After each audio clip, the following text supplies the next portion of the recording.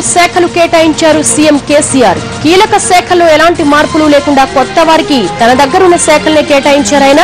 తలసానికి వాణిజ్య శాఖ, జూపల్లికి పరిశ్రమల శాఖ, తుమ్మలకు R&B కేటాయించారు. పూర్తి డీటెయిల్స్ మా ప్రతినిధి సోంగోపాల్ అడిగి తెలుసుకుందాం. సోంగోపాల్, కొత్త మంత్రులకు ఏ శాఖలు కేటాయించారు? ప్రస్తుతం శాఖల కేటాయింపు పూర్తయిందనుకోవచ్చా? దేవి, అధికారికంగా శాఖల కేటాయింపు కొత్త మంత్రులకి పూర్తయింది. ఇవాళ రాజ్భవన్ లో కొత్తగా 6 మంత్రులు ప్రమాణ స్వీకారం చేశారు. తలసాని శ్రీనివాస్ యాదవ్, అతను హైదరాబాద్ నుంచి ప్రాతినిధ్యం వహిస్తున్నాడు. ఎమ్మెల్యే పదవికి రాజీనామా చేసి మంత్రిగా ఇవాళ ప్రమాణ స్వీకారం చేశారు. ఆయనకు వాణిజ్య పన్నుల శాఖను కేటాయించారు. అలాగే తుమ్మల నాగేశ్వరరావు, ఈయన ఖమ్మం జిల్లా నుంచి ప్రాతినిధ్యం వహిస్తున్నారు. ప్రస్తుతం ఆయన ఎమ్మెల్యేగా కూడా లేరు, త్వరలో ఎమ్మెల్సీ కాబోతున్నారు. ఆయనకు రోడ్లు భవనాల శాఖను కేటాయించారు. మహబూబ్ నగర్ నుంచి ప్రాతినిధ్యం వహిస్తున్న లక్ష్మారెడ్డికి విద్యుత్ శాఖను కేటాయించారు. విద్యుత్ శాఖ తెలంగాణ ప్రభుత్వంలో అత్యంత కీలకమైంది.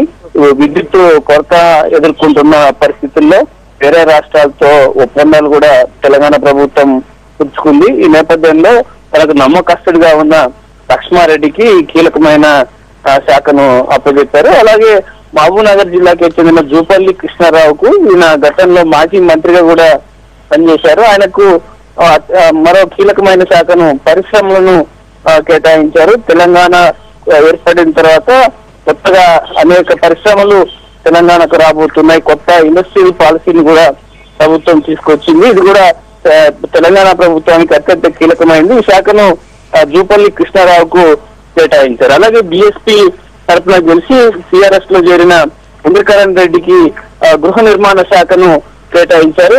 తెలంగాణ ప్రభుత్వంలో కొత్తగా 2 గదుల ఇళ్లను, 2 బెడ్రూమ్ల ఇళ్లను కట్టిస్తామని మేనిఫెస్టోలో హామీ ఇచ్చింది. అలాగే గతంలో జరిగిన స్కామ్ల మీద ఇప్పటికే సిఐడి విచారణ కూడా జరుగుతుంది. ఇళ్ల నిర్మాణంలో అవకతవకలు జరిగాయని, ఇది కూడా ప్రభుత్వానికి ముఖ్యమైన శాఖ. ఇది ఇంద్రకరణ్ రెడ్డికి కేటాయించారు.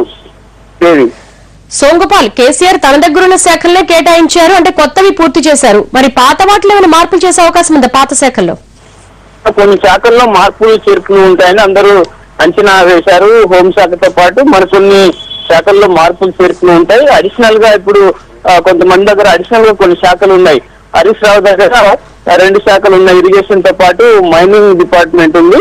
అలాగే ఈటల రాజేందర్ దగ్గర ఆర్థిక శాఖతో పాటు పౌర సరఫరాల శాఖ ఉంది. ఇలా ఒక్కొక్క దగ్గర 2 శాఖలు అదనంగా ఉన్న పరిస్థితులు ఉన్నాయి. వాటి జోలికి వెళ్లకుండా ప్రస్తుతం తన దగ్గర అడిషనల్ గా ఉన్నటువంటి కొన్ని శాఖల్ని కొత్త వారికి కేటాయించారు. భవిష్యత్తులో మిగతా వాటికి సంబంధించి నిర్ణయం తీసుకునే అవకాశం మనకు కనిపిస్తుంది. సోంగోపాల్, మొదటి విస్తరణలో అవకాశం దక్కని మహిళలు రెండోసారైనా లభిస్తున్నారు అనుకుంటున్నారు. మరి మహిళలను సంతృప్తి పరిచే దిశగా ఏమన్నా ఆలోచన జరుగుతున్నాయా?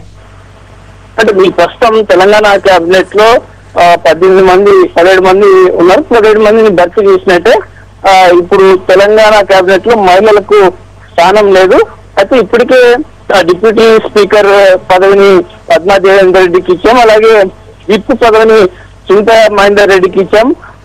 మహిళా కార్పొరేషన్ కి సంబంధించి త్వరలోనే మహిళకి ఈ పదవి ఇస్తాము. కాబట్టి రాజ్యాంగబద్ధంగా వచ్చినట్టు కొన్ని పదవుల్ని ఇచ్చినందువల్ల మహిళల్ని ఉచితంగా మేము గౌరవించామని ముఖ్యమంత్రి చెప్పుకుంటున్నారు. కానీ మహిళలు కేబినెట్ లో లేరన్న లోటు మాత్రం కనిపిస్తుంది. Right Somgopal, thank you.